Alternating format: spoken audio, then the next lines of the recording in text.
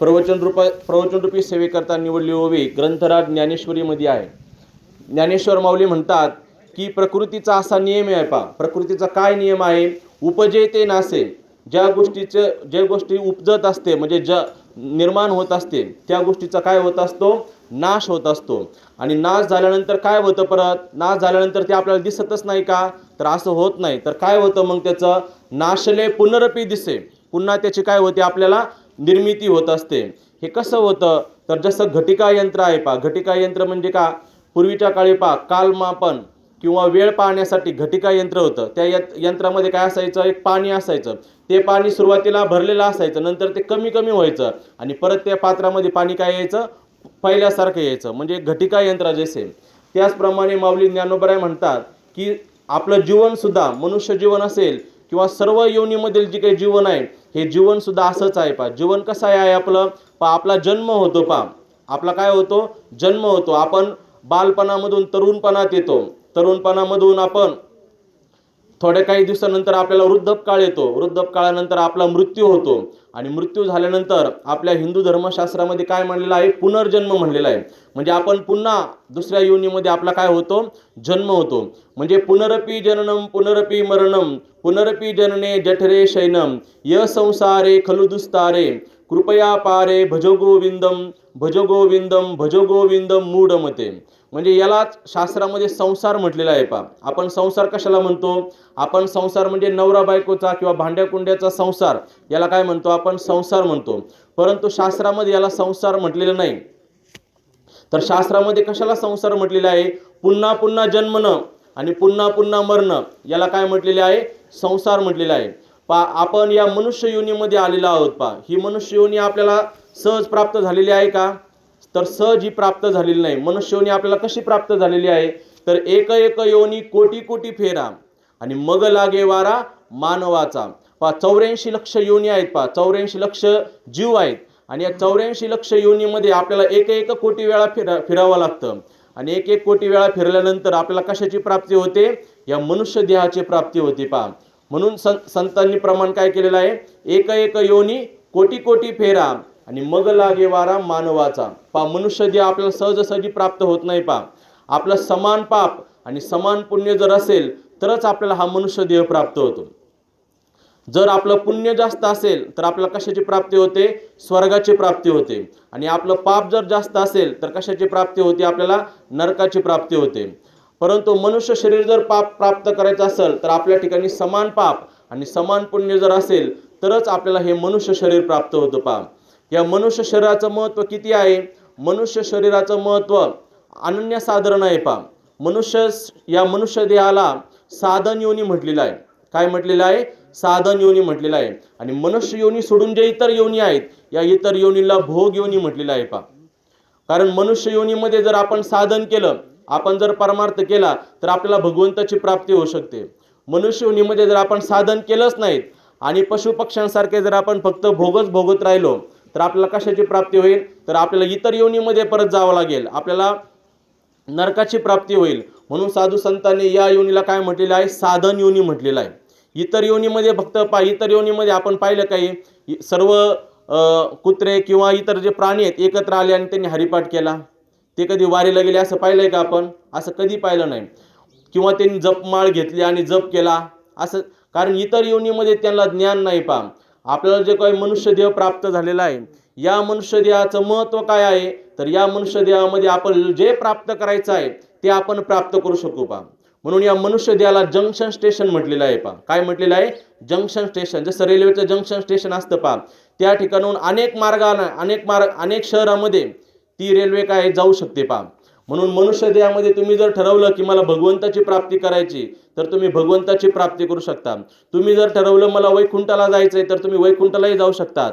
आणि तुम्ही जर ठरवलं की पाप कर्म करून मला नरकाला जायचंय तर नरकालाही तुम्ही जाऊ शकता पा. म्हणून मनुष्य देहाचं इतकं महत्त्व आहे पा. हे मनुष्य देहाचं महत्त्व काय आहे? कारण मनुष्य देह प्राप्त करण्यासाठी देवता सुद्धा लालायत होता पा. इहलोकीचा हा देह देव इच्छिताती पाये.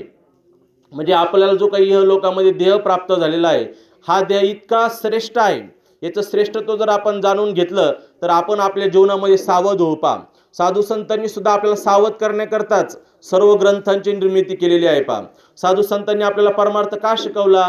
कारण बुडता हे जन न देखवे डोळा आणि येतो कळवळा, बुडता हे जन न देखवे डोळा, म्हणून साधू संतांना कळवळा येतो पहा. आपल्या सर्वांचा काय येतो? कळवळा येतो.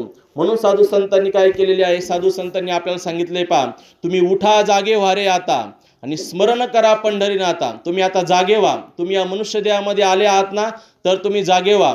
तुम्ही जागे का व्हा? कारण तुमचा अजून मृत्यू झालेला नाही. परमार्थ कुठपर्यंत करता येतो आपल्याला? जोपर्यंत आपण जिवंत आहोत आणि जोपर्यंत आपली बुद्धी तयार आहे पहा. जर आपली बुद्धी जर तयार नसेल, जर आपल्या बुद्धीला जर काही समजतच नसेल, तर आपण परमार्थ करू शकू का? म्हणून जोपर्यंत तुम्ही जिवंत आहात आणि तुमची बुद्धी तयार आहे, तोपर्यंत तुम्ही का सावध व्हा. आणि सावध होऊन काय करा? तर उठा जागे व्हा रे आता, स्मरण करा पंढरीनाथा. तुम्ही कुणाचं स्मरण करा? पंढरीनाथाचं स्मरण करा. कारण पंढरीनाथाचं स्मरण केल्याशिवाय, भगवंताचं स्मरण केल्याशिवाय आपलं जीवन मंगलदायी होणार नाही पहा. आपण दररोज सकाळी काय करतो? देवाची पूजा करतो की नाही आपण? म्हणजे आपल्या जीवनाची सुरुवात आपण देवाच्या पूजेने करतो पहा. भगवंताचं नाम, भगवंताचं स्वरूप हे पूजनीय आहे पहा, मंगलदायी आहे. आपल्या जीवनामध्ये सुद्धा जर आपल्याला काही मंगलदायी करायचं असेल, तर आपण कोणत्याही कार्याचा प्रारंभ करण्यासाठी आपण काय करतो? सुरुवातीला देवाची पूजा करतो पहा. तसंच आपल्याला हा मानव देह प्राप्त झालेला आहे पहा.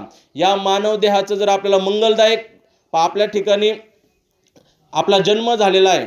जन्म आपल्या हातामध्ये होता का? जन्म आपला कोणत्या घरामध्ये व्हायचा आहे? जन्म आपल्याला कोणत्या वारी व्हायचा हे आपलं काही हातात नाही. परंतु आपला मृत्यू आपल्या हातामध्ये आहे पहा. तुम्ही म्हणता मृत्यू कुठं आपल्या हातामध्ये आहे? तो तर कधी येऊ शकतो. परंतु आपल्याला जो काही मृत्यू आहे पहा, हा मृत्यू आपण मंगलदायक करू शकतो पहा. मृत्यू मंगलदायक कसा करू शकतो? किंवा आपल्या जीवनाचं सार्थक आपण कसं करू शकतो? तर ते सार्थक करण्यासाठी आपल्याला काय व्हावं लागेल? आपल्याला संतांची संगत करावी लागेल पहा. जोपर्यंत आपण संतांची संगत करणार नाही, तोपर्यंत आपल्याला या मानव देहाचं आणि मृत्यूचं सुद्धा स्मरण होणार नाही पहा. आपण वर्षश्राद्धाच्या दिवशी प्रवचन ठेवतो पहा. का ठेवतो बरं? पहा, ज्या व्यक्तीचा मृत्यू झालेला आहे त्या व्यक्ती तर परमार्थ करू शकत नाही. आता त्या व्यक्तीने जन्मभर परमार्थ केलेलाच असतो. परंतु जे प्रवचनासाठी आलेले आहेत किंवा त्यांच्या परिवारातील जे लोक आहेत, या परिवारातील लोकांना सुद्धा ते वर्षश्राद्ध म्हणजे काय? मृत्यूची आठवण करून देणार आहे पहा. मृत्यू कुणाला चुकलेला आहे का? कारण मृत्यू हे काय? अटळ आहे पहा.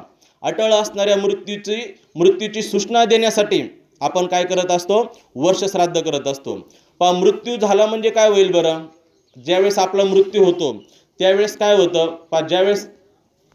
ज्यावेळेस आपला मृत्यू होतो त्यावेळेस 24 तासाच्या आतमध्येच यमदूत काय करतात? आपला आत्मा त्या जीवात्म्याला धरतात. त्या जीवात्म्याला पकडून कुठं नेतात? त्या जीवात्म्याला पकडून यमलोकासमोर नेतात पहा. ज्यावेळेस आपला मृत्यू होतो आणि पकडून यमलोकासमोर सादर केल्यानंतर त्या ठिकाणी असणारे दूत त्या व्यक्तीने केलेले पाप आणि त्या व्यक्तीने केलेले पुण्य, म्हणजे चांगले कर्म आणि वाईट कर्म, याचा सगळा पाढा त्या जीवात्म्याला वाचून दाखवला जातो. हे तू कर्म केलेलं आहे. त्यानंतर त्या जीवात्म्याला परत सूक्ष्म देहावर पहा. तुम्ही म्हणताल तो देह जाताना तर आपल्याला दिसत नाही पहा. एखाद्या व्यक्तीचा आत्मा गेला, मग तो आत्मा जाताना आपल्याला दिसतो का? आत्मा आपल्याला दिसत नाही, कारण तो वायुरूप असतो. आत्मा कसा असतो? वायुरूप असतो. आणि वायुरूप असल्यामुळे तो आपल्याला दिसत नाही. म्हणून जीवात्मा त्या ठिकाणी परत, ज्या ठिकाणी त्याचा परिवार आहे, ज्या ठिकाणी त्याचे नातेवाईक आहेत, त्या ठिकाणी तो आत्मा परत येतो. आणि आपण 10 दिवस काय करतो? 10 दिवस आपण पिंडदान करत असतो. त्यानंतर आपण अन्नदान करत असतो. त्यामधून काय होतं? मग तो आत्मा काय करतो? 10, 12, 13व्या दिवसानंतर 10व्याला आपण काय करतो? पिंडदान करतो.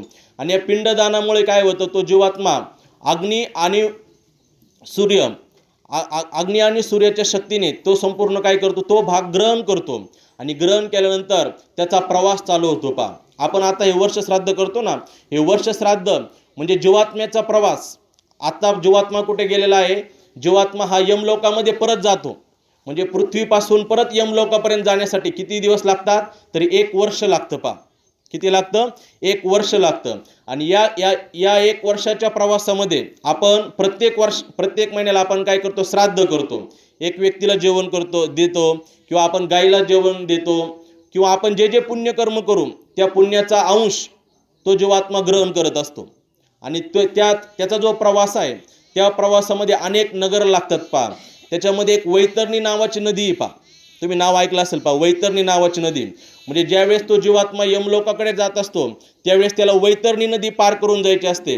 आणि वैतरणी नदी पार करून जाण्यासाठी जर त्या व्यक्तीने त्या जन्मामध्ये पुण्यकर्म केलं असेल तर तो सहजही जातो. आणि त्याच्या निमित्ताने त्याचे मुलं, त्याचा परिवार यांनी जर पिंडदान केलं किंवा ज्ञानदान केलं, अन्नदान केलं तर त्याच्या पराक्रमाने काय होतो, तो वैतरणी नदी सहज पार करून जातो. आणि वैतरणी नदी पार करून गेल्यानंतर तो यमलोकामध्ये आजच्या दिवशी पोहोचतो पहा.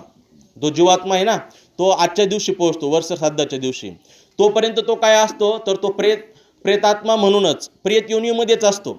1 वर्ष तो आत्मा कुठे असतो, प्रेत योनीमध्येच असतो. आणि ज्या वेळेस 1 वर्ष पूर्ण होतं त्यावेळेस तो आत्मा पितृलोकामध्ये जातो. 1 वर्षानंतर तो आत्मा कुठे जातो, पितृलोकामध्ये. पितृलोक शब्द ऐकलाय ना आपण. म्हणजे आपण म्हणतो आपण दरवर्षी पितृजेवण घालतो घालतो की नाही. म्हणजे पितरांना आपण जे ते या ठिकाणी जेवण घालतो त्या ठिकाणी त्याचा अंश वायू आणि अग्नीच्या रूपाने तो अंश त्या ठिकाणी त्याला प्राप्त होत असतो पहा.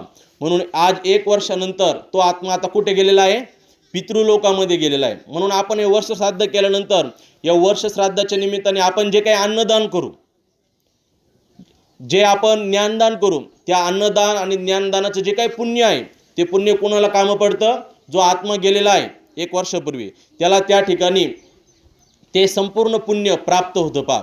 आपण पाहतो की ज्यावेळेस कर्णाचा अंत कर्ण स्वर्गामध्ये जातो पहा. कर्णाजवळ पुण्याची खूप पुण्य असल्यामुळं कर्ण कुठे जातो, स्वर्गामध्ये जातो. आणि कर्ण स्वर्गामध्ये गेल्यानंतर त्या ठिकाणी इंद्रदेव त्याला खाण्यासाठी देतात. परंतु खाण्यासाठी त्याला काय द्यायचं, आता आपण खाण्यासाठी अन्न द्यायला पाहिजे ना. परंतु इंद्राला ते खाण्यासाठी काय देतात, सुवर्ण देतात. एका पात्रामध्ये सुवर्ण घेऊन येतात.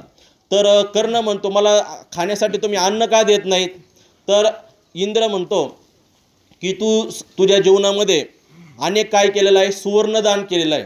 कर्ण काय करत असतो, जीवनामध्ये सुवर्णदान करत असतो परंतु अन्नदान करत नाही. मग त्याला कळतं की अन्नदानाचं महत्त्व किती आहे. मग तो इंद्राला म्हणतो की तू काय कर, मला 15 दिवस परत मृत्यूलोकामध्ये जाऊ दे. 15 दिवस तो इंद्र कर्णाला मृत्यूलोकात पाठवतो. आणि कर्ण काय करतो, परत अन्नदान करतो. खूप मोठ्या प्रमाणामध्ये काय करतो, तो अन्नदान करतो. आणि अन्नदानाचा प्रताप म्हणून स्वर्गामध्ये गेल्यानंतर त्याला परत काय मिळतं, अन्न मिळतं. म्हणून अन्नदान हे सर्वात श्रेष्ठ दान आहे पहा. ज्या वेळेस आपल्याला अन्नदान करण्याची संधी मिळेल त्यावेळेस आपण काय केलं पाहिजे, अन्नदान केलं पाहिजे. कारण अन्नदानामुळे आपल्याला आपल्या पितरांची पण शांती होते. आणि ज्यावेळेस आपला मृत्यू होतो मृत्यूनंतर आपल्याला सुद्धा काय होते, त्यामधून पुण्याचा अंश प्राप्त होतो. आपण पाहतो की आपल्याला हा आत्मा पितृलोक ज्यावेळेस प्राप्त होतो आणि पितृलोकामधून ज्यावेळेस त्याचं जर पुण्य जास्त असेल तर तो कुठे जातो, तो आत्मा स्वर्गामध्ये जातो. आणि त्याच्याजवळ जर पाप असेल तर तो आत्मा परत काय करतो, नरकामध्ये त्याला शिक्षा दिली जाते पहा. म्हणजे आपलं जे काही मनुष्य शरीर आहे पहा, या मनुष्य शरीरामध्ये आपण या मृत्यूचं रहस्य जर आपल्याला जाणून घ्यायचं असेल तर आपण कोणता ग्रंथ वाचला पाहिजे, गरुड पुराण वाचलं पाहिजे पहा. गरुड पुराणामध्ये सर्व वर्णन आहे. कोणतं पापकर्म केल्यानंतर कोणती शिक्षा मिळते, कोणतं पुण्यकर्म केल्यानंतर आपल्याला स्वर्गामध्ये कोणकोणत्या सुखसुविधा मिळतात. म्हणजे पुण्य आणि पाप याचा परिणाम, पुण्याचा जर परिणाम असेल तर पुण्याचा परिणाम आपल्याला स्वर्ग प्राप्ती आहे आणि पापाचा परिणाम काय आहे तर नरक प्राप्ती आहे पहा. परंतु आपण या पुण्य आणि पापापेक्षाही आपल्याला पुण्य प्राप्त आणि पापापेक्षाही जर आपल्याला भगवंताची प्राप्ती करायची असेल तर या मनुष्य देहाचा महत्त्व आपण जाणून घेतलं पाहिजे पहा. या मनुष्य देहामध्ये काय करता येतं तर या मनुष्य देहामध्ये भगवंताचं भजन करता येतं पहा. काय करता येतं, मनुष्य देहामध्ये भगवंताचं भजन करता येतं पहा. कलियुगामध्ये अनेक युगामध्ये उद्धाराची अनेक वेगवेगळी साधने सांगितली आहेत पहा. सत्ययुगामध्ये वेगळं साधन सांगितलेलं आहे, त्रेतायुगामध्ये वेगळं सांगितलेलं आहे. तर प्रत्येक युगामध्ये वेगवेगळं साधन सांगितलेलं आहे. परंतु कलियुगामध्ये काय कशामधून आपल्याला हरीची प्राप्ती होईल किंवा कशामध्ये आपल्याला मुक्ती प्राप्त होईल तर हरिप्राप्ती.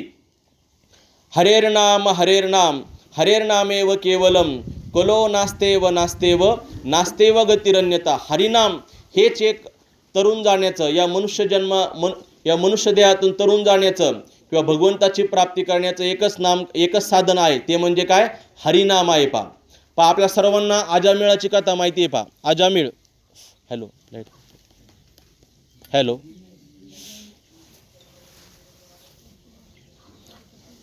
तुम्ही जवळजवळ बसा म्हणजे ऐकलेलं तुम्हाला. जवळजवळ या, इकडं महिला वर्ग या, इकडं पुरुष आहेचे, या जवळजवळ या, उठून या समोर.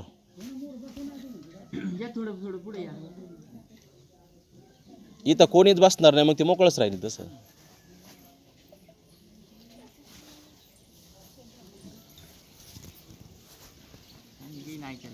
हा येईल.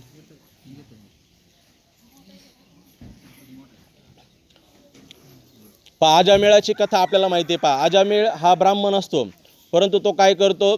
सुरुवातीला तो विद्वान असतो पहा.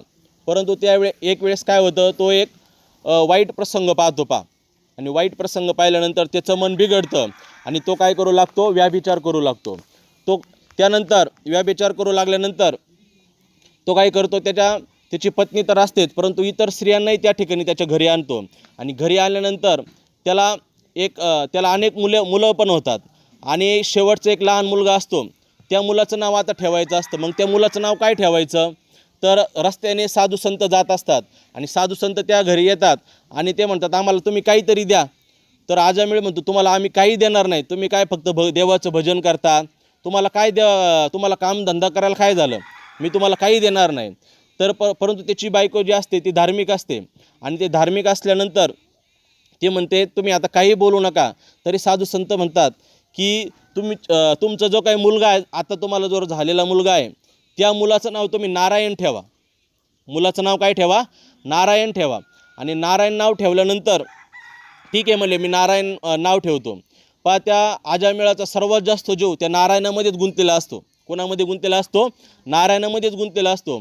मग तो अजामिळाचा ज्यावेळेस मृत्यूजवळ आलेला असतो त्यावेळेस तो आपल्या मुलाला हाका मारतो. ज्यावेळेस यमदूत येतात, त्याचा प्राण ओढण्याचा प्रयत्न करतात, त्यावेळेस तो कुणाला हाका मारतो? त्याच्या मुलाला हाका मारतो, नारायणा धाव, नारायणा धाव, नारायणा धाव. त्या ठिकाणी मग यमदूत पण येतात आणि नारायणाचं स्मरण केल्यामुळे कोणाचे दूत येतात? विष्णूचे पण दूत येतात. मग नारायणाचे दूत विष्णूचे दूत म्हणतात की याने काय केलेलं आहे? नारायणाचं नाम घेतलेलं आहे. परंतु यमदूत म्हणतात, हो, हा इतका पापी आहे म्हटले, याने जीवनभर व्यभिचार केलेला आहे, पापकर्म केलेलं आहे, मग याची शिक्षा याला यमलोकामध्ये नरकच भोगावं लागेल. परंतु भगवान विष्णूचे दूत म्हणतात की याने काय केलेलं आहे? शेवटी मृत्यूच्या समयी कोणाचं स्मरण केलेलं आहे? नारायणाचं स्मरण केलेलं आहे. मग आता याला तुम्हाला नरकामध्ये किंवा यमलोकात नेता येणार नाही. कारण जो नारायणाची भक्ती करतो, जो नारायणाचं अंतकाळामध्ये स्मरण करतो, त्याला काय प्राप्त होतो? वैकुंठच प्राप्त होतो. म्हणजे या कथेतून आपण हे लक्षात घेतलं पाहिजे की आपण जीवनभर काय करतो? जीवनभर तर आपण पुण्यकर्म किंवा भगवंताची भक्तीच केली पाहिजे. आपण जर भगवंताची भक्ती जर नाही केली तर अंतकाळाला आपल्या स्मरणात भगवंत येईल का? भगवंत येणार नाही. कारण आपला अंतकाळ ज्यावेळेस जवळ येत असतो त्यावेळेस आपल्या बुद्धीवर आपलं नियंत्रण नसतं. आपले शरीर, आपले पंच ज्ञानेंद्रिय, पंच कर्मेंद्रिय या शरीरावर आपलं नियंत्रण राहत नाही. मग आपल्या शरीरामध्ये वात, पित्त, कफ सर्व असे उफाळून येतात आणि आपल्याला स्मरण कुणाचं होतं माहिती आहे? जे पापकर्म आपण आपल्या जीवनामध्ये केलेलं आहे ते पापच आपल्या डोळ्यासमोर येतं. आपल्याला आता पाप करताना आपल्याला गोड वाटतं, आता मी पापकर्म केले, मी प्रायश्चित्त पण केले, परंतु पाप इतकं प्रबळ असतं, ज्यावेळेस आपला मृत्यू जवळ येतो त्यावेळेस आपल्या डोळ्यासमोर काय येतं? आपण केलेलं पाप येतं. म्हणून या पापातून जर किंवा आपल्या अंतकाळ जर आपल्याला मंगलदायक करायचं असेल तर आपण जीवनभर काय केलं पाहिजे? फक्त भगवंताचं स्मरणच केलं पाहिजे. आपण आपल्या हातून जे काही पापकर्म झाले असेल त्याबद्दल आपण देवाला क्षमा मागितली पाहिजे किंवा ज्याच्याविषयी अपराध झाला पाहिजे त्याची आपण काय मागितली पाहिजे? क्षमा मागितली पाहिजे. म्हणजे ते पापकर्माची आठवण, स्मृती आपल्या मनामधून निघून जाते. मग अंतकाळामध्ये जर आपल्याला अंतकाळ जर आपल्याला मंगलदायी करायचं असेल तर आपल्याला काय करावं लागेल? संतांची संगत करावी लागेल. संतांची जर आपण संगत केली तर संतच आपल्याला सांगू शकतात. ज्यावेळेस आपण राजा परीक्षित, आपण सर्वांनी आपल्या गुरुवर्य महाराजांच्या मुखातून भागवत ऐकलेलं आहे मिसळ महाराजांच्या मुखातून, की या भागवत कथेमध्ये काय आहे? राजा परीक्षिती आहे आणि राजा परीक्षितीला कथा कोण सांगतात? शुकदेवजी सांगतात. राजा परीक्षितीला समजतं की माझा मृत्यू 7 दिवसामध्ये होणार आहे. माझा मृत्यू किती दिवसात होणार आहे? 7 दिवसामध्ये होणार आहे. आणि या 7 दिवसानंतर माझा मृत्यू होणार आहे. मग तो राजा परीक्षित काय होतो? सावध होतो. आणि सावध झाल्यानंतर तो सर्वांना विचारतो की 7 दिवसामध्ये माझा उद्धार कसा होईल? मी कोणता जप करू, कोणतं तप करू, कोणता ग्रंथ वाचू, कशाचं पारायण करू, मी कोणतं असं व्रत करू की ज्यामुळे माझा उद्धार होईल? अनेक उपाय सांगतात आणि अनेक जणांनी अनेक उपाय सांगितल्यानंतर त्याचं समाधान होत नाहीत. आणि ज्यावेळेस भगवान शुकदेवजींचं आगमन होतं आणि शुकदेवजी सांगतात की तुला जर 7 दिवसामध्ये जर तुझा उद्धार करायचा असेल,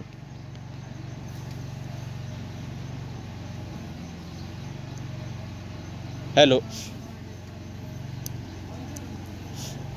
7 दिवसामध्ये जर तुला उद्धार करायचा असेल तर तू काय ऐक? श्रीमद भागवत महापुराण ऐक.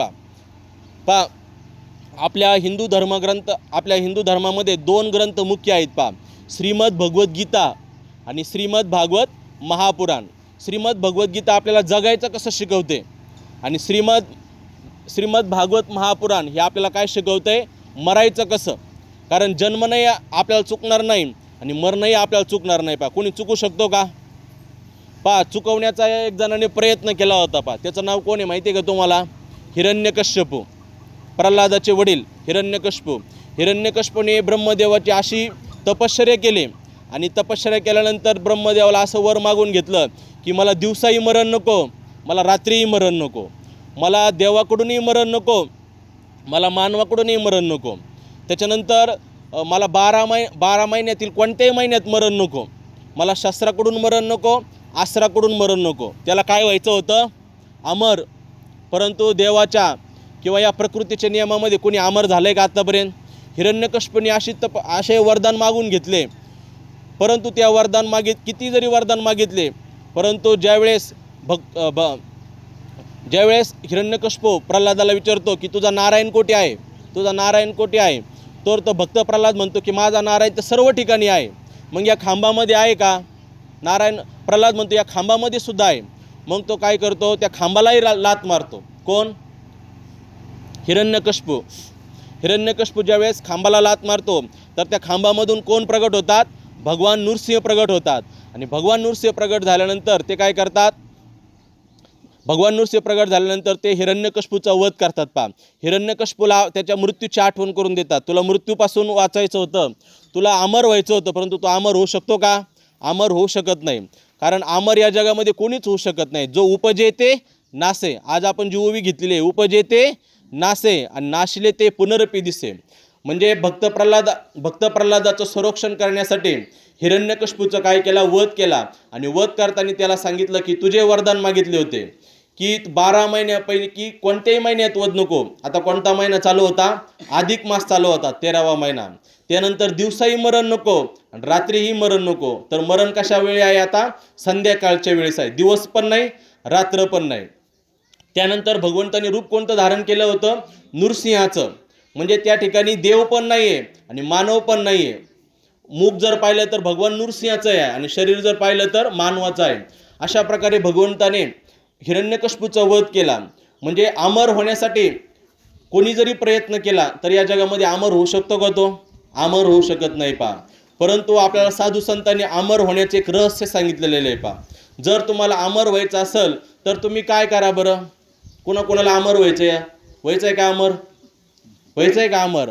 तर अमर होण्यासाठी जगद्गुरु तुकोबरांनी सांगितलंय एक उपाय आहे. तो उपाय सर्वांनी ऐकून ठेवा. तो उपाय म्हणजे काय आहे? आपुला तो एक देव करून घ्यावा, तेने विन जीवा सुख नोये. या अभंगामध्ये शेवटचं चरण आहे. तुका म्हणे एक मरणेची सरे आणि उत्तमची उरे कीर्ती मागे. आपल्या सर्वांना अमर होता येणार नाही, परंतु अमर जरी आपल्याला होता येणार नसेल, परंतु जर आपल्याला सुख समाधान किंवा भगवंताचं जर प्रेम, भगवंताची जर भक्ती आपल्याला जर प्राप्त करायचं असेल तर आपण एक उपाय केला पाहिजे. तो उपाय म्हणजे काय? आपुला तो एक देव करून घ्यावा. आपण आपलं चिंतन जर केलं तर आपण आपल्या परिवाराला, अनेक वस्तूंना, अनेक प्रसंगाला आपलंसं करण्याचा प्रयत्न करतो. परंतु हे कायमचे राहणारे आहेत का? हे कायमचे राहणारे नाही आहेत. आपलं शरीर तरी आपल्याबरोबर राहणार आहे का? आपलं शरीर सुद्धा साथ सोडतं पहा, आपला परिवार सुद्धा आपला साथ सोडतो. आणि ज्यावेळेस आपला मृत्यू होतो त्या मृत्यूच्या वेळेस आपल्याला एकट्यालाच जावं लागतं पहा. परंतु आपलं आयुष्य आपण कशाकरता खर्च करतो? या सगळ्यांबरोबर राहण्यासाठी किंवा यांना आपलंसं करण्यासाठी प्रयत्न करतो पहा. परंतु जगद्गुरु तुकोबराय म्हणतात की तुमचा प्रयत्न हा चुकीचा आहे पहा. तुम्ही सगळ्यांबरोबर प्रेमाने राहा, परंतु तुम्ही आपलं कुणाला बनवा? फक्त भगवंतालाच बनवा.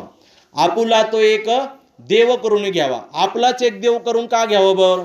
कारण देवाला जर आपलं करून नाही घेतलं आपण, तर देव आपला उद्धार करेल का? देवाची आपल्याला प्राप्ती होईल का? किंवा आपण सर्व साधू संतांचं पाहतो पहा, तर सर्व साधू संतांना परिवारही होता, परंतु त्यांनी काय केलं होतं? भगवंतालाच एक समजलं होतं पहा. भगवंतच माझा आहे, भगवंत वाचून कोणीही माझं नाही पहा. जगद्गुरु तुकोबराय म्हणतात की कृष्ण माझी माता, कृष्ण माझा पिता, बहिणी बंधू चुलता, कृष्ण माझा. आपल्या जीवनामध्ये सुद्धा परिवारातील सर्व लोक आहेत पहा, परंतु या सर्व परिवारामध्ये राहून सुद्धा या सर्व लोकांमध्ये राहून सुद्धा आपण भगवंताला आपलंसं केलं पाहिजे पहा. आपल्या मनाने आपण निश्चय केला पाहिजे. आपण आपल्या मनामध्ये काय निश्चय केला पाहिजे? ज्यावेळेस आपला जन्म व्हायचा आहे त्या जन्माच्या अगोदर सुद्धा सांभाळणारा कोण होता? आपल्याला भगवंतच होता. ज्यावेळेस आपला जन्म झालेला आहे, ज्यावेळेस जन्म झाल्यानंतर सुद्धा आपल्याला सांभाळणारा कोण आहे? भगवंतच आहे. आणि ज्यावेळेस आपला मृत्यू होणार आहे आणि मृत्यूनंतरही सांभाळणारा कोण आहे? आपला भगवंतच आहे. म्हणून हा तिन्ही काळामध्ये सांभाळणारा कोण आहे? फक्त एक भगवंतच आहे. म्हणून या भगवंतालाच आपण आपलंसं केलं पाहिजे पहा.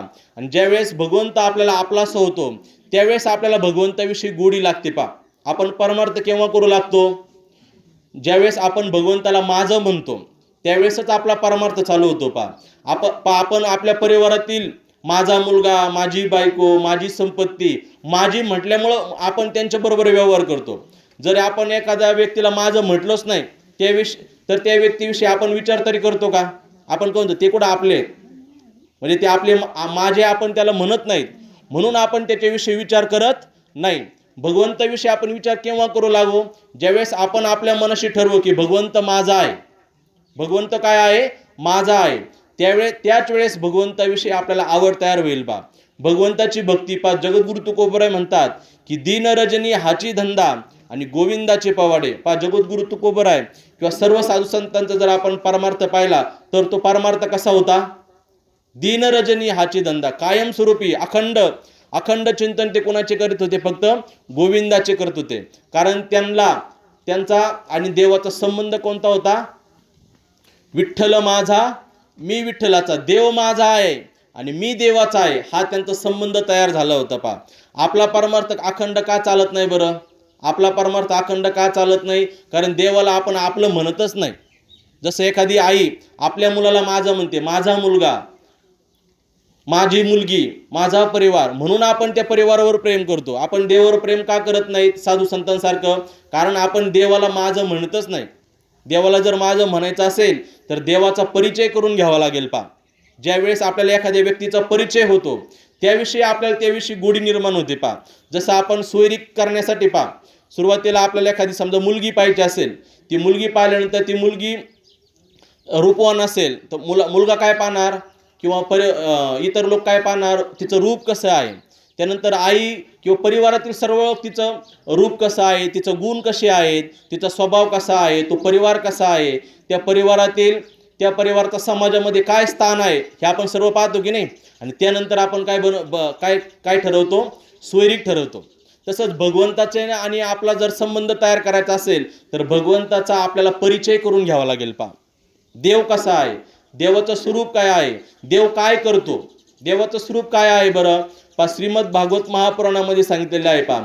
सच्चिदानंद रूपाय विश्वोत्पत्त्यादि हेतवे तापत्रय विनाशाय श्रीकृष्णाय वयम नमः पहा. भगवान श्रीकृष्ण परमात्मा, जो परमात्मा आपल्याला आपला करून घ्यायचा आहे, ज्या देवाबरोबर आपल्याला प्रेमाचा संबंध जोडायचा आहे, तो परमात्मा कसा आहे? सच्चिदानंद रूप आहे पहा. कसा आहे? सच्चिदानंद. सत म्हणजे काय? देव कालही होता, आजही आहे आणि उद्याही राहणार आहे. म्हणजे ज्या देवाला आपण आपलंसं करण्याचा प्रयत्न करतोय ना, तो देव कालही होता, आजही आहे आणि उद्याही राहणार आहे, असा असणारा सत परमात्मा आहे पहा. त्यानंतर परमात्मा हा चिद आहे पहा. चिद म्हणजे काय? ज्ञान स्वरूप. आपल्या सर्वांना सुद्धा ज्ञानाची गरज आहे पहा. आपल्या सर्वांना सुद्धा काय? आपण सर्वजण कसे आहोत? अज्ञानी आहोत. आपण कोण आहोत याचं आपल्याला काय आहे? अज्ञान आहे. पहा, आपण स्वतःला देह समजतो, आपण स्वतःला एका जातीचं समजतो, म्हणजे आपल्याला स्वतःची ओळख नाही आहे. मग आपल्या स्वतःला जर आपल्याला स्वतःची ओळख करून घ्यायची असेल तर आपल्याला ज्ञान स्वरूप असणाऱ्या भगवंताची ओळख करून घ्यावी लागेल. पहा, म्हणून भगवान श्रीकृष्ण परमात्मा कसा आहे? तर ज्ञान स्वरूप आहे. पहा, त्यानंतर देवाचं तिसरं रूप आहे. पहा, भगवंताचं तिसरं रूप कोणतं आहे? भगवंत हा आनंद स्वरूप आहे. पहा, आपल्या जीवनामध्ये आपण सर्व काही कशासाठी करतो? आनंद प्राप्तीसाठी करतो. पहा, आपण पंचविषयांपासून सुख शोधण्याचा प्रयत्न करतो, परंतु या पंचविषयामध्ये जो काही सुख आहे किंवा आनंद आहे ते सुद्धा भगवान परमात्म्याचंच आहे. पहा, म्हणजे भगवान आपल्या जीवनामध्ये आपल्याला आनंद प्राप्त करायचा आहे. तो आनंद आपल्याला कुठून मिळणार आहे? आनंद नावाची वस्तू जगामध्ये कुठे आहे बरं? कुठे आहे? तर ती फक्त भगवंताजवळच आहे, भगवान श्रीकृष्ण परमात्म्याजवळच आहे. म्हणून देवाचं तिसरं स्वरूप आहे. पहा, आनंद. आणि ज्यावेळेस भगवंताची आपण भक्ती करू लागतो त्यावेळेस आपल्या जीवनामध्ये आपल्याला काय प्राप्त होतो? आनंद प्राप्त होतो. म्हणून भगवंताचं स्वरूप काय आहे? सच्चिदानंद रूप. त्याच्यानंतर भगवंत काय काम करतो? तर भगवंताचं काम आहे विश्वोत्पत्त्यादि हेतवे, संपूर्ण विश्वाची निर्मिती करण्याचं काम कोण करतो? तर भगवान श्रीकृष्ण परमात्मा, पांडुरंग परमात्मा करत असतो. पहा, त्यानंतर भगवान परमात्मा काय करतो? तर भगवान परमात्मा काय करतो? तापत्रय विनाशाय, 3 तापांचा, आदिदैविक ताप, आदिभौतिक ताप, आध्यात्मिक ताप, या तिन्ही तापांचा नाश करणारा कोण असेल? तर फक्त भगवंतच आहे. पहा, आपल्या सर्वांना सुद्धा दुःख आहे. पहा, आपल्या सर्वांना सुद्धा ताप आहे. पहा, जन्माचा आणि मृत्यूचं दुःख कोणाला टळलंय का बरं? जन्माचंही दुःख आहे. पहा, जन्मतानी सुद्धा आपल्याला काय होतं? दुःखच होतं. परंतु त्या दुःखाचा आपल्याला काय झालेलं आहे? आता विसर पडलेला आहे. म्हणून जन्माचंही दुःख आपण विसरतो, परंतु ज्यावेळेस एखाद्या व्यक्तीचा मृत्यू होत असतो, पहा, त्या मृत्यूचं दुःख तर आपल्या समोर आहेच ना. ज्यावेळेस आपला मृत्यू होत असतो तर मृत्यूच्या वेळेस सुद्धा आपल्याला वेदना सहन कराव्या लागतात. पहा, त्या वेदना किती असतात?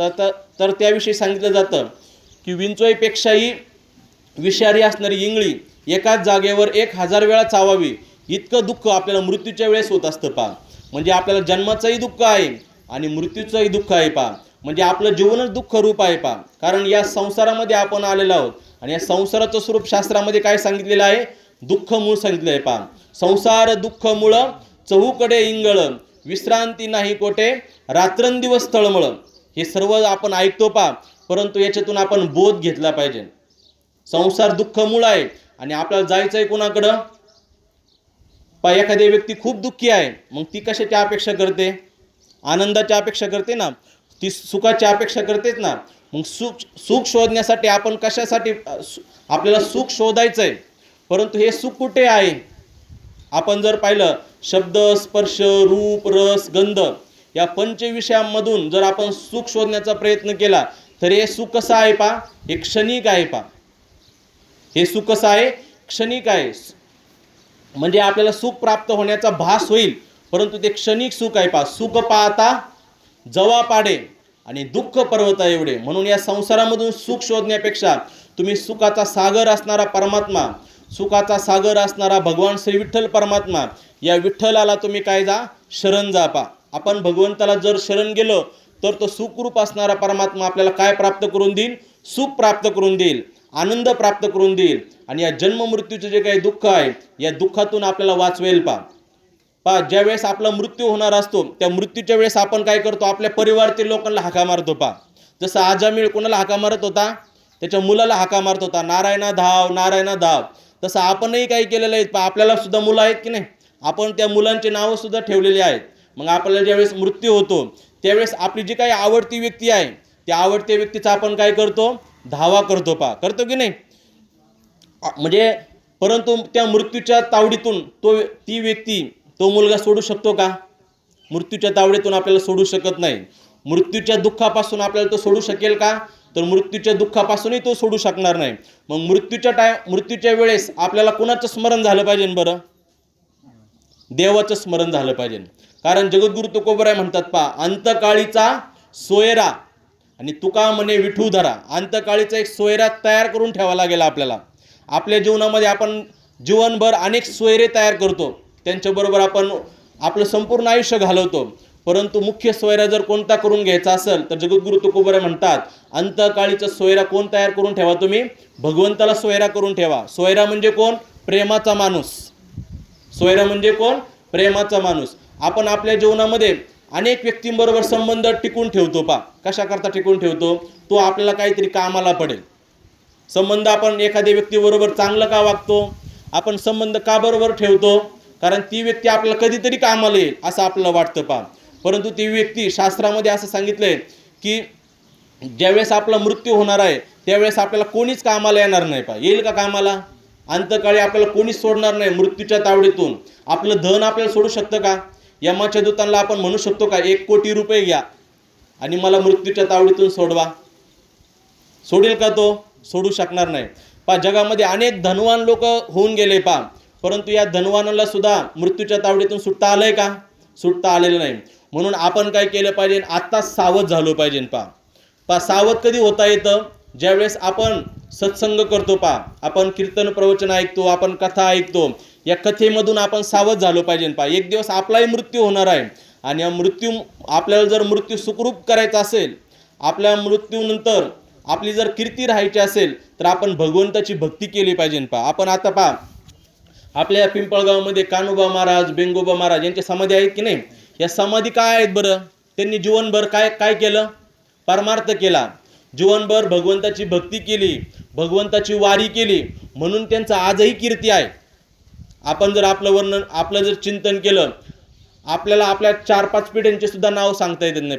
आपण आपले वडील, त्यांचे आजोबा, पंजोबा, खापर पंजोबा, त्यांचे वडील यांचं नाव सांगता? त्यांची काही कीर्ती राहिली का? त्यांचं काही नाव राहिलं का? काही राहत नाही.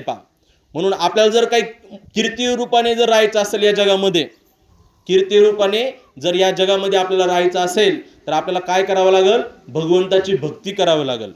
भगवंताची भक्ती पण आपल्याला अशी भगवंताची भक्ती जर करायची, ती पण अशी लहान स्वरूपामध्ये किंवा किरकोळ भक्ती करून चालणार नाही. भक्ती जर करायची असेल, भक्तीच्या जर कसाला लागायचं असेल तर आपल्याला जशी ज्ञानोबराय तुकोबरायांनी भक्ती केली, जशी कान्होबा महाराज, बेंगोबा महाराजांनी भक्ती केली, तशी भक्ती आपल्याला करावं लागेल. तेव्हा तो परमात्मा आपल्याला प्राप्त होईल. म्हणून जगद्गुरु तुकोबराय म्हणतात की तुम्ही काय करा? तुमच्या जीवनामध्ये करी ऐशी धावा धावी, चित्त लावी चरणापे, मग तो माझा माय बाप घेईल हिरोनिया ताप. म्हणून आपण काय केले पाहिजे? आयुष्यभर भगवंताची भक्तीच केली पाहिजे. आपलं जीवन म्हणजेच भक्ती झालं पाहिजे. आपल्या जीवनामध्ये भक्ती प्रवेश केली पाहिजे. भक्ती केव्हा प्रवेश करेल बरं? भक्तीला प्रवेश करण्यासाठी आपल्याला भगवंताची प्राप्ती किंवा भगवंताचा ज्यावेळेस आपल्याला परिचय होईल आणि ज्यावेळेस आपल्याला सत्संग प्राप्त होईल त्याच वेळेस आपल्याला भक्ती प्राप्त होईल. भक्ती म्हणजे काय बरं? भक्ती म्हणजे भगवंताविषयी तयार झालेला प्रेमभाव. भक्ती म्हणजे काय? भगवंताविषयी तयार झालेला प्रेमभाव. भक्ती म्हणजे भक्त देवाच्या पाया पडणं म्हणजे नाही. भक्ती म्हणजे काय? भगवंताविषयी तयार झालेला प्रेमभाव. आणि असा प्रेमभाव ज्यावेळेस तयार होईल त्यावेळेस आपल्या जीवनामध्ये काय होणार आहे? भक्तीचा प्रवेश होणार आहे. आणि भक्तीचा प्रवेश केव्हा होईल? ज्यावेळेस देवालाच आपण आपलं समजू आणि देवा वाचून इतर कोणालाही आपलं समजणार नाही, त्यावेळेस आपल्याला भगवंताची भक्ती प्राप्त होईल. भक्ती शब्दामध्ये भक्त हा शब्द आहे. जो देवापासून कधी विभक्त होत नाही त्याला काय म्हणतात? भक्त म्हणतात. आपण देवापासून विभक्त लगेच होतो. सकाळी आपण देवाची पूजा केली तर आपण कोणाला चिटकून राहतो? मग संसाराला चिटकून राहतो की नाही? म्हणजे आपल्या चित्ताचा विषय संसार होतो. परंतु ज्यावेळेस आपण असं ठरवू की भगवंत सर्व ठिकाणी व्यापक आहे. मी ज्यांच्याबरोबर काम करतो ते पण कोण आहेत? भगवंतच आहे. मी जे काम करतो ते काम पण कोणाचं आहे? भगवंताचंच आहे. आणि ज्यांच्या करता मी करतो ते सुद्धा कोण आहेत? भगवंतच आहेत.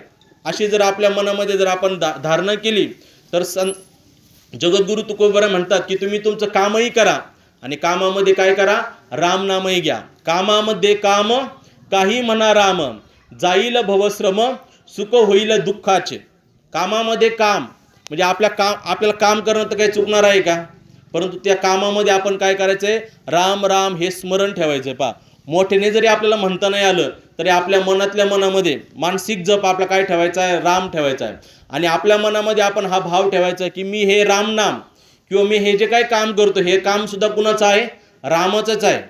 आणि मी ज्यांच्या बरोबर करतो ते पण कोण आहेत? रामस्वरूपच आहेत. आणि मी ज्यांच्याकरता करतो ते पण कोण आहेत? रामच आहे.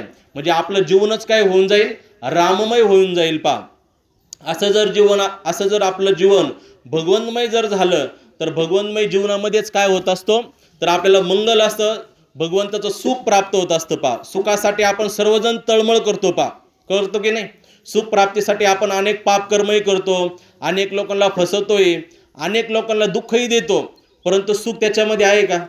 आपण किती वाईट कर्म केलं, परंतु वाईट कर्मातून पाप कर्मातून सुख भेटेल का? सुख भेटेल, आपल्याला क्षणिक वाटेल, क्षणिक सुख वाटेल, परंतु चिरंतन आपल्याला काय भोगावं लागेल? दुःखच भोगावं लागेल. म्हणून आपल्या जीवनाचा ध्येय आपण काय केलं पाहिजे? भगवंत केलं पाहिजे. मला या जीवनामध्ये काय प्राप्त करायचं आहे? तर या जीवनामध्ये मला भगवंतच प्राप्त करायचं आहे, मला भगवंताची भक्तीच प्राप्त करायची आहे, असा आपल्या मनामध्ये आपल्याला निश्चय करावा लागेल. कारण जोपर्यंत आपण निश्चय करणार नाही तोपर्यंत आपण भगवंताचा भक्तही होऊ शकत नाही. जोपर्यंत आपण देवाला सर्वस्व समजणार नाही तोपर्यंत आपण देवाची भक्ती करू शकणार नाही. म्हणून आपल्या जीवनामध्ये काय समजायचं आहे आपण? तर आपलं काय समजायचं आहे? त्वमेव माताच पिता त्वमेव, त्वमेव बंधू सखा त्वमेव, त्वमेव विद्या द्रविणम त्वमेव, आणि त्वमेव सर्व मम देव देव. माझ्या जीवनामध्ये जे मला काय प्राप्त होईल ते सर्व काय आहे? देव स्वरूपच आहे. अशा प्रकारे आपण आपल्या जीवनामध्ये विवेक धारण केला पाहिजे. आपलं मनुष्य शरीर हे विवेक धारण करण्याकरता आहे. विवेक कशाचा धारण करायचा आहे? विवेक कशाचा धारण करायचा आहे? तर सत आणि असत या गोष्टीचा विवेक धारण करायचा आहे. विवेकाची व्याख्या आहे सत्संगतीने आत्मा अविनाशी असून तद्व्यतिरिक्त सर्व विनाशी व चंचल आहे, या निश्चयाला विवेक म्हणतात. हा विवेक कुणाला प्राप्त होऊ शकतो? हा विवेक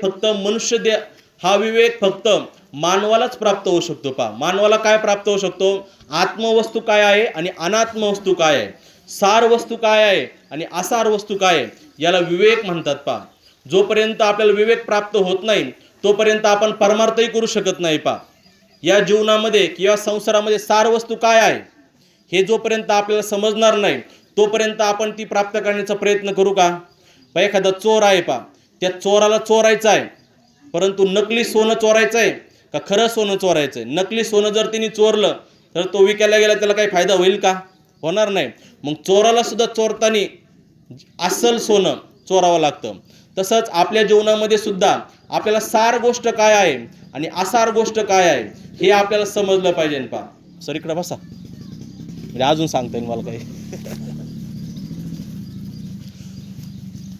सार गोष्ट काय आहे? तर सार गोष्ट आहे जगद्गुरु तुकोबराय म्हणतात, फलकट हा संसार येथे सार भगवंत. या संसाराला फलकट म्हटलेलं आहे. फलकट म्हणजे काय बरं? ज्यावेळेस आपण धान्य निवडतो, धान्य निवडताना जे काय कचरा येतो पुढं, तो काय करतो आपण? त्याला फलकट म्हणतो. आणि तो आपण टाकून देतो आणि आपण काय ठेवतो? धान्य ठेवतो. म्हणजे फलकट हा संसार आहे आणि येथे सार भगवंत. भगवंत हा सार आहे. जोपर्यंत भगवंताची आणि आपली पूर्ण ओळख होत नाही, भगवंताचं पूर्ण स्वरूप आपल्याला समजत नाही तोपर्यंत भगवंत सार आहे हे आपल्या जीवनामध्ये कळत नाही. साधू संत किंवा पंढरीचे वारकरी हे वारी करतात किंवा साधू संत अख्खं आयुष्य भगवंताची भक्ती करतात, म्हणजे त्यांना समजत नाही का सार आणि असार काय? त्यांना समजतंय म्हणून तर त्यांनी भगवंताची भक्ती केली, आणि आपल्याला समजत नाही म्हणून आपण संसार करतो. या संसाराचं स्वरूप जर पाहिलं आपण तर संसाराचं स्वरूप काय आहे?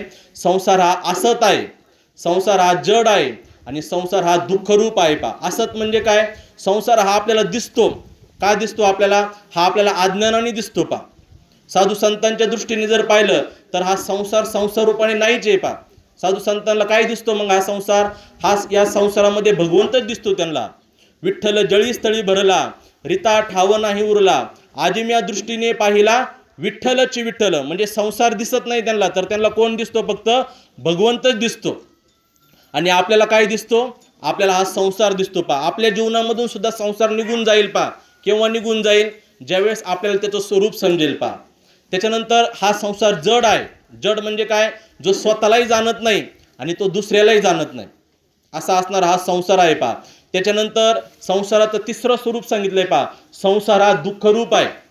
या संसाराचा जो कोणी संग करेल, म्हणजे अज्ञानी करेल, ज्ञानी करेल, राजा करेल, साधू करेल, देव करेल, कोणी जरी या संसाराचा संग केला तर हा संघ काय होणार आहे, दुःखच देणार आहे पा. आपण पाहतो पा, भगवान प्रभू रामचंद्र किंवा भगवान श्रीकृष्ण परमात्मा किंवा देवाचा जरी अवतार पाहिला, देवाने सुद्धा ज्या वेळेस संसाराचा म्हणजे संसारातील व्यक्तींबरोबर व्यवहार केला, त्यावेळेस देवाला सुद्धा काय प्राप्त झालं, दुःखच प्राप्त झालं. पण ज्यावेळेस सीता हरण होते, सीतेचं हरण होतं, त्यावेळेस भगवान प्रभू रामचंद्राला काय झालं, दुःखच प्राप्त झालं. म्हणजे संसार देवाने केला काय, संसार मानवाने केला काय, जो कोणी या संसाराचा संग करेल त्याला काय प्राप्त होणार आहे, दुःखच प्राप्त होणार आहे पा. परंतु याच्या विरुद्ध भगवान श्रीकृष्ण परमात्मा किंवा आपला पांडुरंग परमात्मा कसा आहे, तुम्हाला मी आत्ताच सांगितलं पा, सत चिद आणि आनंद. संसार हा असत, जड आणि दुःखरूप आहे, तर भगवान कसा आहे, सत चिद आणि आनंद रूप आहे पा. म्हणून आपण सत म्हणजे काय, आपण विषय सांगितला पा, सत म्हणजे जो कालही होता, आजही आहे आणि उद्याही राहणार आहे, असा असणारा पांडुरंग परमात्मा आपला श्रीकृष्ण परमात्मा, त्याचा आपण संग केला पाहिजे पा. आपण ज्या व्यक्तींचा संग करतो ती व्यक्ती तर आपल्याला सोडून जात असते पा. आज आपण ज्यांचं वर्ष श्राद्ध आहे पा, या अशोक लहानू कर्डिले ही व्यक्ती तर आपल्यातून गेलेली आहे पा. ज्यावेळेस आपल्यातून एखादी व्यक्ती जाते त्यावेळेस त्याचा वियोग आपल्याला होतो. वियोगाचं दुःख आपल्याला सहनच करावं लागतं पा, करावं लागतं की नाही.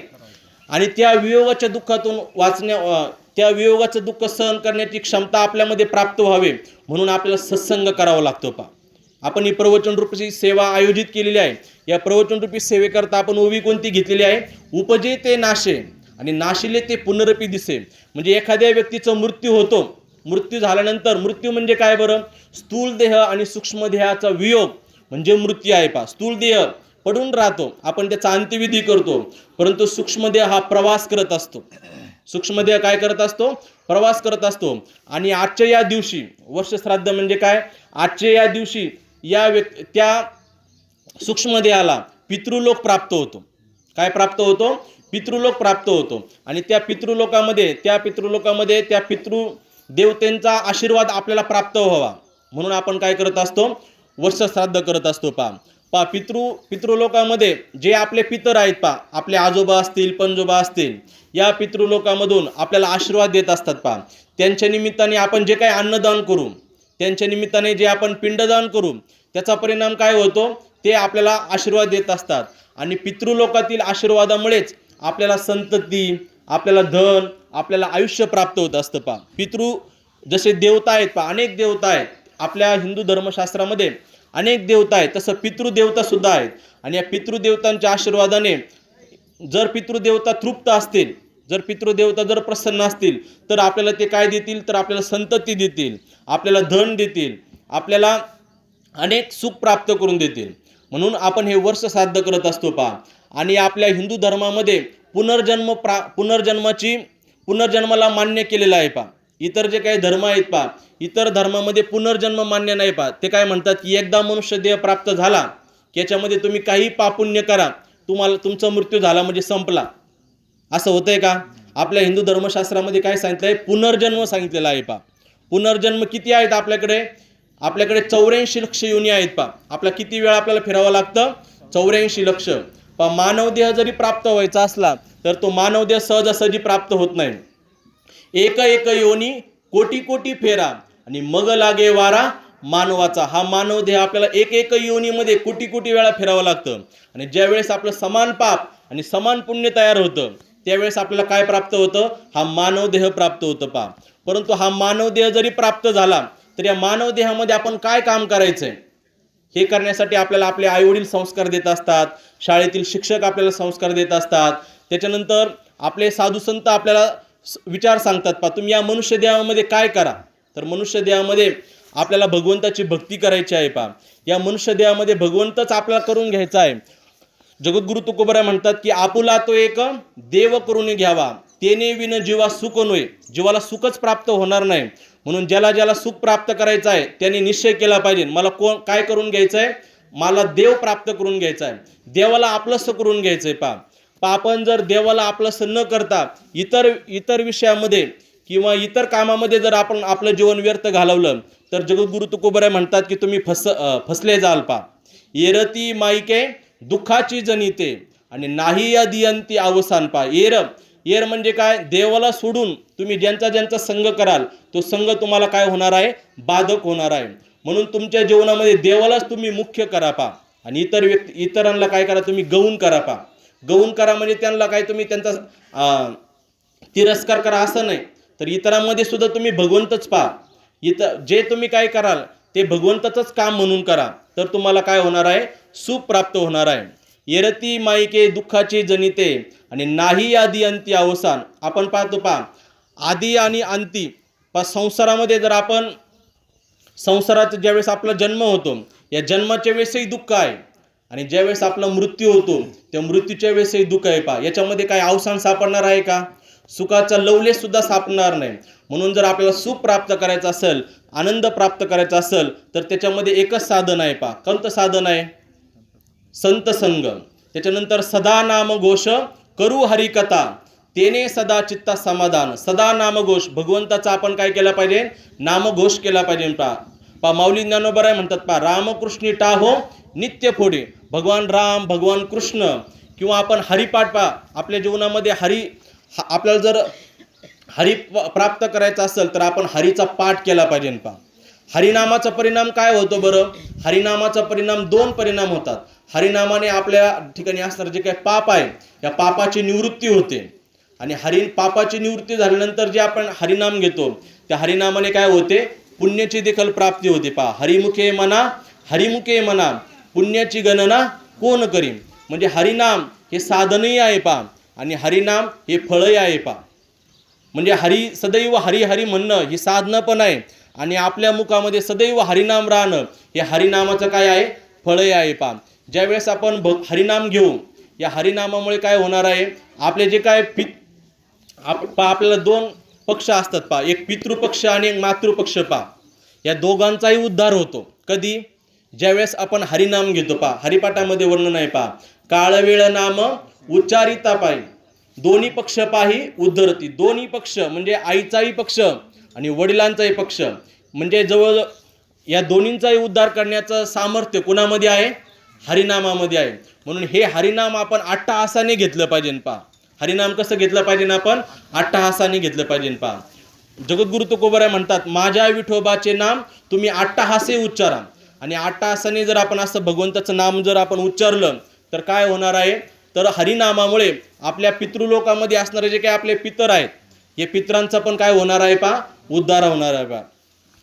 आपण पाहतो की गोकर्ण महाराज हे धुंदुकारीचा उद्धार करण्यासाठी त्यांनी काय केलं होतं, श्रीमद भागवत महापुराणाचा पाठ केला होता. श्रीमद भागवत महापुराणाचं आयोजन केलं होतं, आणि त्या आयोजनामुळे धुंदुकारीचा काय झालेला आहे, उद्धार झालेला आहे पा. म्हणून आपण आपल्या पितरांचा उद्धार करण्यासाठी सुद्धा प्रयत्न केला पाहिजे पा, कारण त्यांचं आपलं किती ऋण आहे पा. जसं आपले आईवडील पाहतो आपण, हे लहानपणापासून आपल्याला सांभाळतात, आपल्याला शिक्षण देतात, अनेक आपल्याला संस्कार देतात. असे संस्कार दिल्यानंतर आपल्या जीवनाला ते आकार देतात पा. म्हणजे त्यांचं आपल्यावर काय आहे, ऋण आहे की नाही. या ऋणातून उत्तीर्ण होण्याकरता आपण काय केलं पाहिजे, आपण त्यांच्याविषयी कृतज्ञता भाव ठेवला पाहिजे. आपण ज्यावेळेस म्हणजे आपण ज्यावेळेस पित्र असतात आपल्याला पा, त्या पितृपंधरवाड्यामध्ये आपण काय केलं पाहिजे, श्राद्ध केलं पाहिजे पा. पितृश्राद्ध म्हणतो. ज्यावेळेस वर्ष श्राद्ध असेल किंवा आपल्यातून एखादी व्यक्ती जाते तर 12 महिने आपण त्याचं काय त्याच्याविषयी कृतज्ञता ठेवण्यासाठी आपण काय केलं पाहिजे, श्राद्ध केलं पाहिजे पा. त्याला आपण मासिक श्राद्ध म्हणतो पा. कारण यामधून काय होणार आहे, त्या पितृलोकामध्ये जाणारे जे काही जे जीव आहेत पा, जी व्यक्ती आहे त्या व्यक्तीला काय होतं, त्या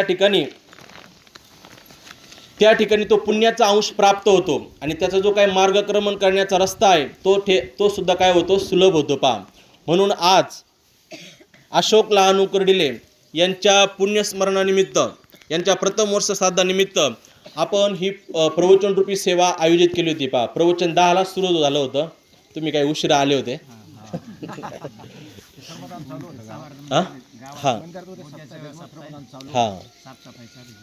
तर आपण प्रवचन रूपी सेवेसाठी जी ओवी घेतली होती, उपजे ते नाशेले पुनरपी दिसे, हे घटिका यंत्र जैसे परिभ्रमेगा पा. याचंच वर्णन जगद्गुरु शंकराचार्य करतात पा. पुनरपी जननम पुनरपी मरणम पुनरपी जनने जठरे शयनम य संसारे खलु दुस्तारे कृपया पारे भज गोविंदम भज गोविंदम भज गोविंदम मूढमते. पा पुन्हा पुन्हा जन्मणं आणि पुन्हा पुन्हा मरणं याला संसार म्हटलेलं आहे पा. आणि या संसार चक्रामधून जर आपल्याला सुटायचं असेल तर जगद्गुरू शंकराचार्यांनी आपल्याला एक उपाय सांगितलेला आहे पा, भज गोविंदम. आपण गोविंदाचं भजन केलं पाहिजे पा. ज्यावेळेस आपण ज्याचं भजन करतो पा तो आपल्यावर कृपा करत असतो. काय करत असतो? आपण म्हणतो रामकृष्ण हरे रामकृष्ण हरे आपण म्हणतो. हे भगवंताचं भजन आपण का करतो बरं? ज्यावेळेस आपण संकटामध्ये असतो त्यावेळेस आपण काय म्हणतो? एखाद्याला मला वाचवा म्हणतो की नाही? भगवंताचं भजन सुद्धा तेच आहे पा. भगवंताचं भजन आपण का करतो? भगवंताला आपण सांगतो की मी तुला आता शरण आलेलो आहे, मी माझ्या सामर्थ्याने माझा उद्धार करू शकत नाही, मी तुला शरण आलेलो आहे. जसं लहान मुलगा आहे, त्याला जर एखादी वस्तू पाहिजे असेल तर तो दुकानात जातो का लगेच? तो काय म्हणतो? आई आई म्हणतो की नाही? किंवा तो रडायला लागल्यानंतर आई आई म्हणतो. तो काही दुसरं काही काम करतो का? तसंच आपण सुद्धा काही करू शकत नाही. आपण आपला उद्धार स्वतः करू शकत नाही. आपला उद्धार करणारा कोण आहे? फक्त एक भगवंतच आहे. आणि त्या भगवंताचं आपण नामचिंतन केलं पाहिजे, भगवंताला आपण शरण गेलो पाहिजे पा. कारण ज्याला आपण शरण जातो पा, जसं पाण्यातील मासा आहे पा. पाण्यातील मासा कोणाला शरण गेलेला असतो? पाण्याला शरण गेलेला असतो. ज्यावेळेस पूर येतो पा, पूर येतो, पाण्याचा प्रवाह असा जर चालू असेल किंवा पूर्वेकडे जर चालू असेल तर मासा पश्चिमेकडे प्रवास करतो पा. पाहिले का तुम्ही? म्हणजे पाण्याचा प्रवाह कुठे होता? पूर्वेकडे होता. परंतु पाण्यातील मासा कुणाला शरण आहे? पाण्याला शरण आहे. मग तो प्रवाहाच्या विरुद्धही पण जाऊ शकतो पा. संसारातील सर्व लोक या संसार चक्रामध्ये वाहवले जाणार आहेत, परंतु जे भगवंताची भक्ती करतील त्या संसार चक्राच्या विरुद्ध जातील आणि कुणाला प्राप्त करून घेतील? भगवंताला प्राप्त करून घेतील पा. म्हणून आपण सुद्धा आपला मृत्यू होण्याच्या अगोदर आपण सावध झालं पाहिजे. आणि सावध होऊन आपण कुणाला शरण गेलो पाहिजे? भगवंताला आपण शरण गेलो पाहिजे. आणि भगवंताला शरण गेल्यानंतर भगवंत काय करणार आहे? आपला उद्धार करणार आहे पा. हे आपण लक्षात ठेवून सदैव भगवंताचं काय केलं पाहिजे? नामस्मरण केलं पाहिजे पा. अशा प्रकारे आपण ही प्रवचनरूपी सेवा केलेली आहे पा. आज कैलासवासी अशोक लहानू कर्डिले यांचं पुण्यस्मरण आहे पा. आणि या पुण्यस्मरणानिमित्त ही प्रवचनरूपी सेवा माझा वर्गमित्र म्हणजे स्वामीनाथ हा माझा वर्गमित्र आहे. आणि वर्गमित्र असल्यामुळं त्यांनी हे प्रवचनरूपी सेवेचं निमंत्रण मला दिलं होतं. ही प्रवचनरूपी सेवा याच ठिकाणी आपण समाप्त करूया. पुंडलिक वरदा हरी विठ्ठल श्री ज्ञानदेव तुकाराम पंढरीनाथ भगवान की जय. माऊली ज्ञानेश्वर महाराज की जय. जगद्गुरु तुकाराम महाराज की जय. कान्होबा महाराज की जय. बेंगोबा महाराज की जय. सब साधु संतन की जय. गोपाल कृष्ण भगवान की जय. बोला.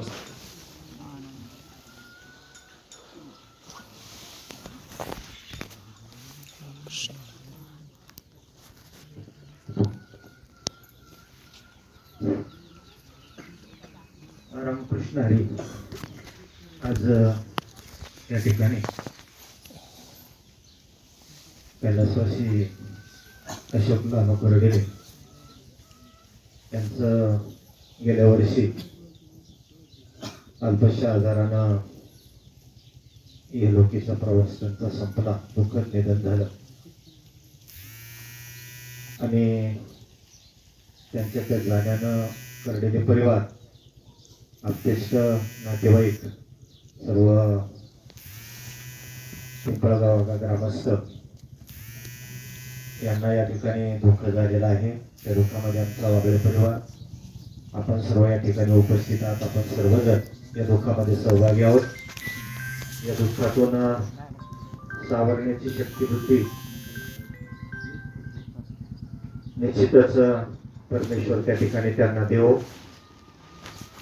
आज प्रथम पुण्यस्मरण आणि त्या प्रथम पुण्यस्मरणाच्या निमित्तानं या ठिकाणी स्वामीनाथचे मित्र, क्लासमेट, हरिभक्तपरायण संदीप महाराज रासकर यांनी अतिशय सुसाव्य